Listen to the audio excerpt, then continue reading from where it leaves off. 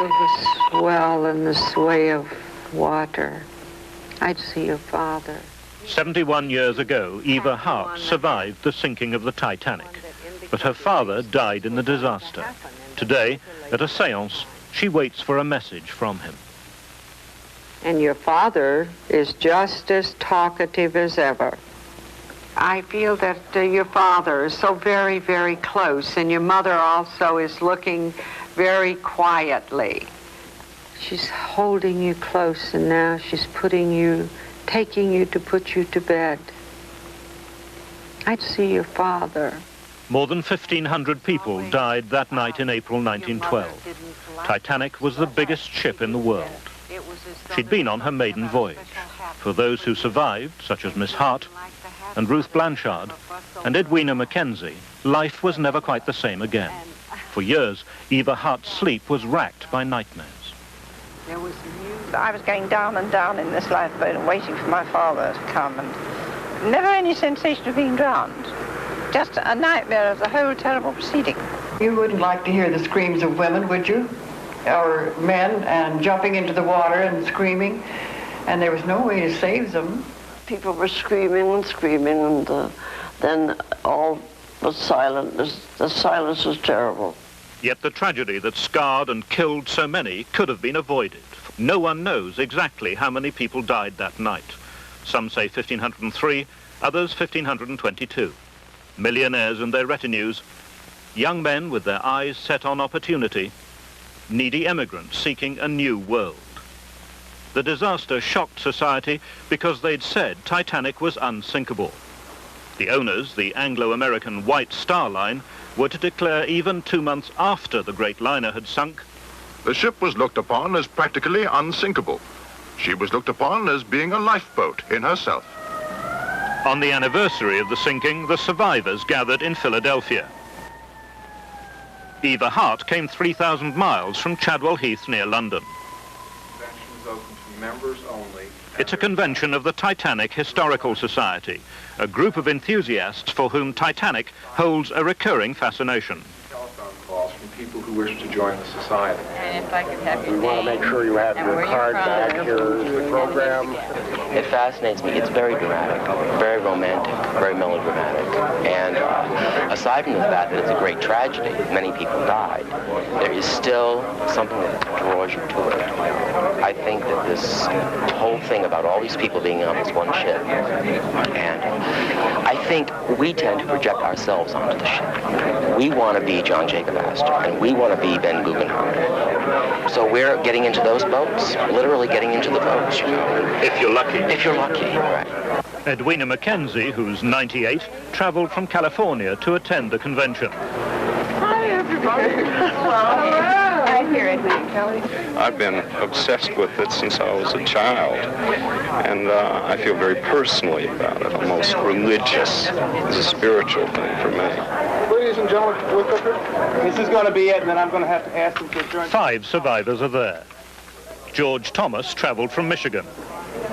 Thank you very much. Steve, you look pretty good. Thank you. I never thought I would see the day when I would meet one of these people. It's like meeting a movie star or the president. It's very gratifying. My grandmother's boyfriend went down on the Titanic. Quick backstory, was in first class. Could be I walked the decks of the ships in a previous life for all I know, but it always has been of interest to me. Since when? I read the book when I was 9 years old. Now, is there anything else in your life about which you could say that? Not really. No. The death of Titanic has given birth to a multitude of books and films and legends. The facts are extraordinary enough. Same book. The Titanic is the greatest example of if anything bad could happen, it will. Nothing went right for her. If anything could have gone wrong, it did. She didn't see the berg in time. She hit it the way it was most vulnerable to her. There weren't enough lifeboats for everybody. People didn't believe it was sinking, so they wouldn't get in the lifeboats. The nearest ship, her wireless operator, was asleep. Anything could have got wrong, it did. More than 400 people attend the convention. The highlight, a banquet. The menu, breast of chicken White Star with chocolate mousse Titanic to follow. 3,000 miles away from all this, one of the last surviving members of the crew, Frank Prentice. Prentice, from Bournemouth, was 18 when Titanic sank. He was a stores clerk, an assistant to the purser. To be chosen by the White Star Line to crew Titanic was an honour. Frank Prentice joined her in Southampton just before she sailed. To see this huge thing with 4 funnels, I thought she was something out of the ordinary, my gosh. Bigger than you'd expected? I didn't quite know what to expect. She was the last word in luxury. All her public rooms were absolutely amazing.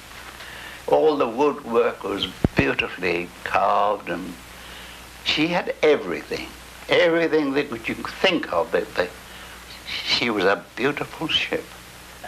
How many days did you have to familiarize yourself with the Titanic between the time you arrived and the time that you left Southampton? About 3 days. Was that enough? Well, you wanted a week to go all around the Titanic. Did you have any lifeboat drill? We had no lifeboat drills, and the list of lifeboats, I believe, was put up in the galley about the day that we struck an iceberg. Nobody knew where their boats were.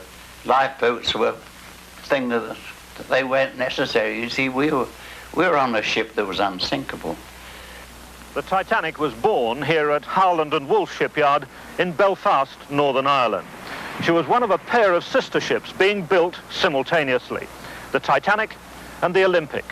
They towered side by side above the concrete slipways as high as 15-story skyscrapers covered in a tracery of steel supports. They built special slipways a quarter of a mile long. The men who worked there 80 years ago poured into Titanic and Olympic their pride and expertise, as they recalled 60 years later. I would say that the Titanic was the last word in craftsmanship, in shipbuilding craftsmanship. A lovely ship, one of the greatest ships I ever want to see. Lovely, all good accommodations and everything, so for the passengers that was going on her. She was a lovely ship and well built. There hasn't been anything like it done since. So beautiful and technically sound, built with 16 watertight compartments, designed to make her, in practical terms, unsinkable. Any 2 of these bulkheads could be breached and Titanic would stay afloat. And so the legend of invincibility grew. In 1911, they built this model of Titanic as part of a publicity drive. Titanic's job was to capture a hefty share of the transatlantic market for White Star, to persuade those who were emigrating from Europe or traveling on holiday or on business to use White Star rather than, say, Cunard. The market was enormous. First of all, there was the cream of the market, the first-class passengers. And White Star, I think, was probably, with the Olympic and Titanic, moving into the top upmarket position, because the new ship is always the one that gathers the fashionable passenger clientele. The steerage passengers, which was the emigrant trade across the North Atlantic, was colossally big. If you consider the multi-millions of people that traveled from all over Europe, many through Mediterranean or United Kingdom ports to United States and Canada, you will see that very many ships, ship owners, and the crews and officers of the ships made a living from taking these people across the Atlantic. Titanic set out from Southampton on April 10th, 1912. She'd cost more than £1 million to build. She was licensed to carry 3,500 passengers. She was to live only 4 days. The Hart family were off to start a building business in Canada, but Eva's mother was worried. My mother, who had been very apprehensive about the whole thing and didn't want to go, had this very firm premonition of trouble of some kind, but she really didn't know what it was. But the moment she knew that we were going in the Titanic, she said, now I know why I'm frightened. And that is because this ship was declared by the builders to be unsinkable. And her expression was that was flying in the face of God. Flying in the face of? In the face of God. But of course, my father pooh-poohed this idea, and of course my mother agreed to go. As we got to the gangplank to go aboard, she stopped, put her hand on his arm, and she said, I will ask you just once more, do you please not go? And he said, no, I'm going. Having left Southampton, she called at Cherbourg on the evening of April 10th, and then made for Queenstown in Ireland. A couple of tenders came out with passengers and mail and a little bit of specie, gold and silver bars, you know. What to take to America? Yes. The Titanic left Ireland on April the 11th. She'd picked up more passengers, and she now carried more than 2,200 men, women and children. Edwina Mackenzie was 27. She was off to visit her sister. We had a very wonderful cabin. It had 2 bunks and a couch in it, and the couch was turned into a bed at night, and I had the couch for my bed. They had many card parties and get people acquainted. We had deck quoits, and they did all they could to make her happy. And were you happy? Oh, very happy girl, very happy. Throughout the voyage, the sea was to be calm, the weather clear. Ruth Blanchard, who's now 83, was taking the last leg of a voyage from India. My father was a missionary, but my little brother, who was 2 years old, was sick, and the doctors told Mother that he wouldn't live if we stayed in India. I guess it was because the Titanic just happened to be going when we wanted to go. George Thomas, then 7, had set out only 3 weeks before by camel from his family's village in the Lebanon. My sister used to play every day. We would play, we'd go upstairs ways and then come back down and here and there. And there was a cabin next door to us, a vacant cabin. We would play there most of the time. By the second day, Titanic was in mid-voyage. She'd already received a number of ice warnings. Eva Hart's mother had decided never to sleep at night. Slept firmly all the daytime and sat up at night reading, doing crochet, doing needlework. And she would put on a thick woolen dress and all her clothes, and in those days there were a lot of underclothes, and she would sit there, literally waiting. Titanic was taking the southerly of the 2 regular routes across the Atlantic. At this time of year, captains knew that icebergs were drifting south, having broken away from the ice cap. Instead of going straight, we used to go around like that, you see. Further south? Yes. Why? Why? To get away from icebergs. Early on April 14th, the 3rd day of the voyage, Titanic received the first of a series of ice warnings. 9 a.m. SS Coronia, westbound steamer, reports bergs, growlers and field ice in 42 degrees north from 49 degrees to 51 degrees west. We had a nursery, and we had lots of toys, and there was a beautiful shop, and my father was always buying things for me, and I had other children to play with. I had a terribly pleasant time. I loved it. At 1:42 on April 14th, from the steamer Baltic, Greek steamer Athenae reports passing icebergs and large quantity of field ice. Atmosphere was one gay party. They were enjoying life, and they should do. They had everything. The finest food ever could be prepared for them, and all the luxury of having wonderful public rooms to go to, orchestra, dancers. From the SS America via Cape Race at 1:45 p.m. Past 2 large icebergs in 41, 27 north, 58 west. The dining room was beautiful. You know, that new silver, everything was new. And now, the queer part of it was the dining room was the only part of the ship that I remember. From the SS Californian at 7:30 p.m. 3 large icebergs 5 miles to south of us. Oh, they had a fine time. I'm sure they all enjoyed it. From SS Masaba to Titanic. Much heavy pack ice and great number large icebergs. Also field ice. You could smell ice. I knew it because you can smell it. What do you mean? Keenness, a keenness in the air. There's some Something about ice that you can smell. From the SS Californian again, an hour before the collision. We are stopped and surrounded by ice. The Titanic responded, "Shut up, I'm busy." Titanic was now travelling faster than at any other time in the 3 days since she'd left Ireland. The ship was travelling, we understand, at about 22 knots. That is nearly 25 miles an hour. And for motorists, that gives a fair impression of speed if you were to consider the speed your car is doing as you're approaching the 30-mile-an-hour limit. And remember that the ship is weighing something in the region of 35,000 tons, possibly more, with water alongside, moving with it. Quite difficult to stop. Definitely an excessive speed. Weather was perfect. Absolutely calm, and we were flat out.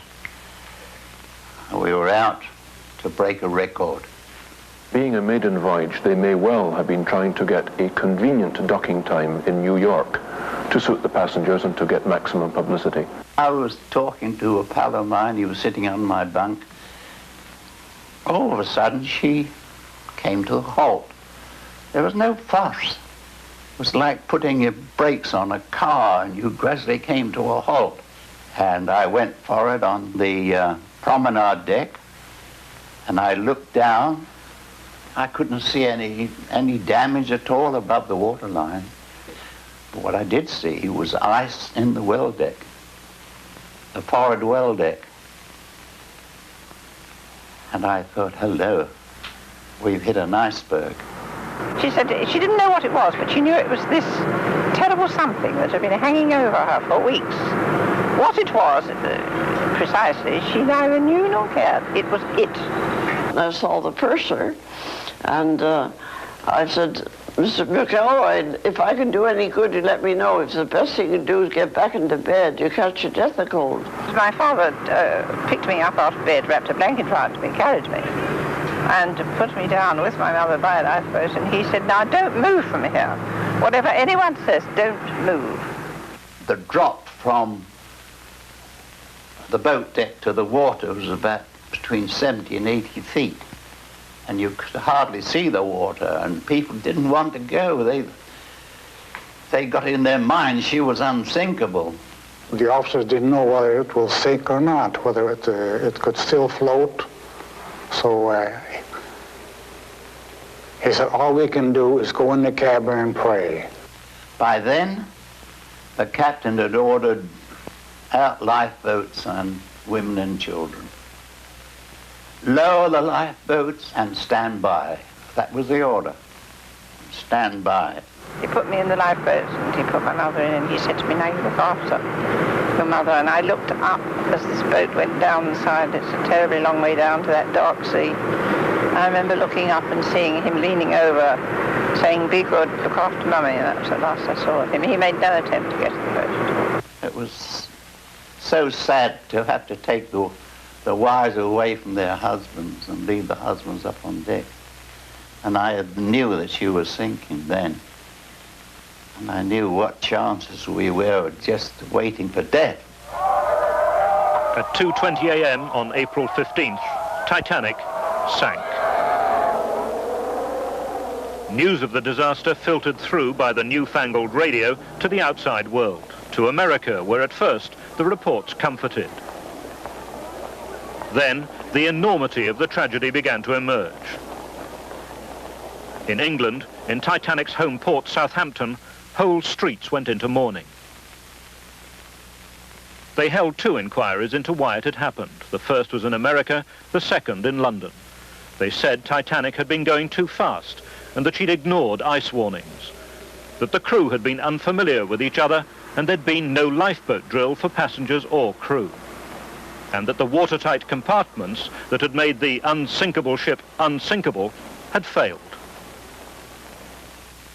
The watertight compartments had not proved truly watertight for 2 reasons. First, the bulkheads extended to varying heights, because they joined decks that ran through the ship at varying levels. Second, they were linked to decks that were by no means watertight. And however watertight the bulkheads, a compartment is not watertight if the top lets in water. What had happened then was that as the Titanic went down by the head, the water filled and spilled over into each subsequent watertight compartment, and so on until the end. And crucially, the inquiries agreed that when the disaster had occurred, there'd been too few lifeboats to carry the passengers and crew to safety. Rightly or wrongly, the captain of the Titanic, Captain Smith, was blamed particularly by the Americans for the fact that Titanic was traveling too fast. Rightly or wrongly, the captain of the Californian, Captain Lord, was blamed by both inquiries for failing to come quickly to the rescue of the stricken liner. And to tidy matters up, the British wrote new rules to ensure that never again would a liner put to sea with too few lifeboats to rescue all who sailed in her. But for the 1,500 men, women and children who died in the Titanic, it was all too late. 70 years later, it all seems so obvious. If a ship carries 3,500 people, she needs seats for every one of them in a lifeboat. So why did the Titanic sail with places for only 990, plus 188 in collapsible dinghies? A situation that, in the event of disaster, must mean that 2,300 people would be left behind. Well, firstly, because White Star Line were required by law to carry no more than that. The lifeboats were full, and there were still over 1,500 people left behind. And the panic then must have been dreadful. We could hear it, of course, from the boat. We had people screaming and running side to side of the ship. And you see, it was just a question of who was there. If you weren't there, by the time someone went and wakened you up and you got up on deck, there wasn't a lifeboat to get in. It was just one mad rush to get into them, into the lifeboats. I was thrown in. I mean, you know, he just picked me up and threw me in. There's a man with a baby, and they said, stand back, stand back. We thought, I don't want to be saved, we'll save the baby. So I said I would, so I had the baby all night in my arms. We got the 4 boats away, and they were trying to jump into them as they went down. And all the boats had gone then. I got separated from my mother. I was lifted up by somebody and put over into another boat, which was a terrifying thing. I thought I was being thrown over the side. The decks were lined with people not getting off. They were lined with people looking over the railing. So when the water rushed into the boilers, there was a terrible explosion. And that's when I thought the boat broke in half. And that's when the people started jumping into the water and screaming. That's when they screamed. It was terrible. Screamed for the women, you know, and all. Frank Prentice, then 18, climbed the steeply sloping deck. He perched on the stern of Titanic and looked down. There was so much debris floating, and bodies, dead and alive, were all around there. So there were hundreds of them around the stern of that ship. They'd all seemed to drift down that way. They had 2 boards on the stern of the Titanic, which said, keep clear of propeller blades. And I was on the port one, hanging on. And eventually I slid off. And I had a life jacket on, and I hit the water with a crash. But I didn't hit anything in the water. I was lucky, very lucky. When we rode out, I don't know how far it was, but it was beautiful, just a beautiful sight. It was, all the lights were on in the Titanic, and it was listing just a little bit in the front, you know, going down. But it was a beautiful sight. Cold, freezing. That's what killed everybody. They didn't last long. You see, a lot of them went over with half their clothes on. They didn't last long. Anyway, when I found Rick's, and he'd hurt himself. He'd hurt his legs. He dropped on something. And he didn't say very much. He was a great big fellow, too. Very good swimmer. And he died. And I was eventually I seemed to be all by myself. The cries, help, and prayers had all subsided, and everything was quiet. And then we looked back, and the lights were gone, and the sun was over with, just like that, you know. And it's just a few minutes, and there was nobody there anymore. And when it's over, and these people are dead, and they're drowning, the screams have stopped, it is a dreadful silence. It's as if the whole world stands still. In New York, the next of kin waited anxiously for news, and the post-mortem began. The U.S. Senate inquiry said that the White Star liner had been navigated without due care. Titanic was going faster than at any other time in the voyage, and they questioned Company Chairman Bruce Ismay's role in the disaster. They blamed the nearby Californian, hove to in the ice, for failing to come to Titanic's rescue. And they blamed the British government's Board of Trade for obsolete and antiquated shipping laws.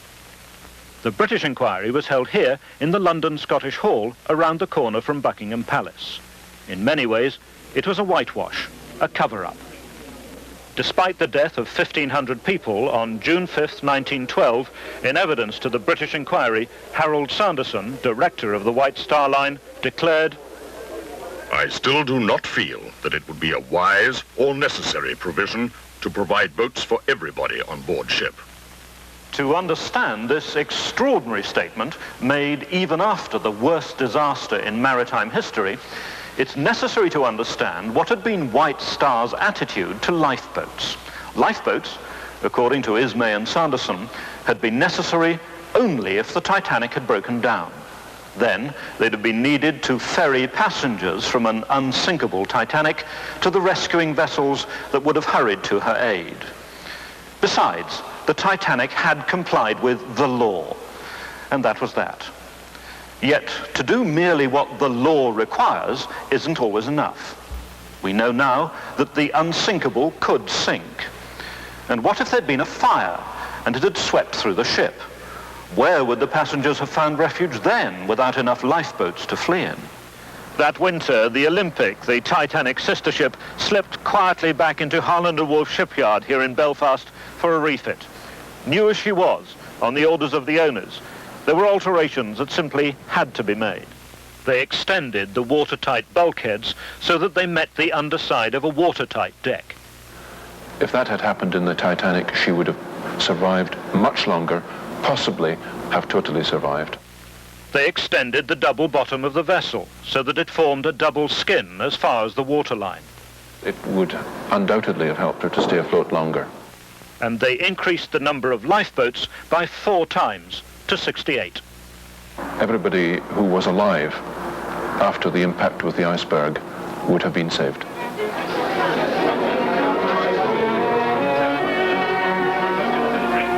After Titanic, never again were vessels permitted to travel across the Atlantic so far north when ice was breaking and drifting.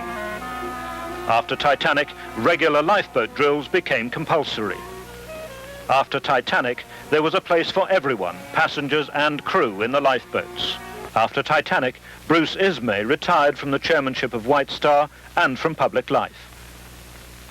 She had a lot of people on board, and there must have been a lot of pockets of air, and they must have suffered more than I did, I imagine, gradually dying, because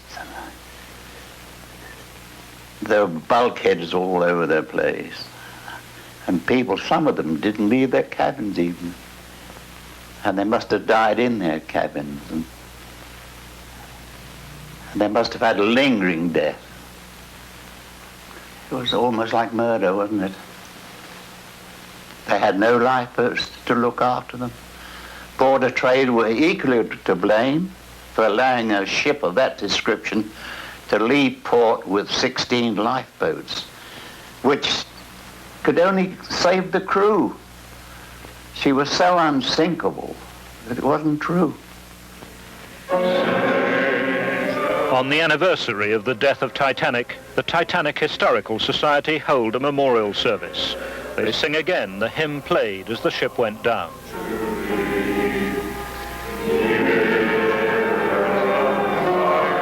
They called the disaster an act of God. Was it not much more the result of the foolishness of man?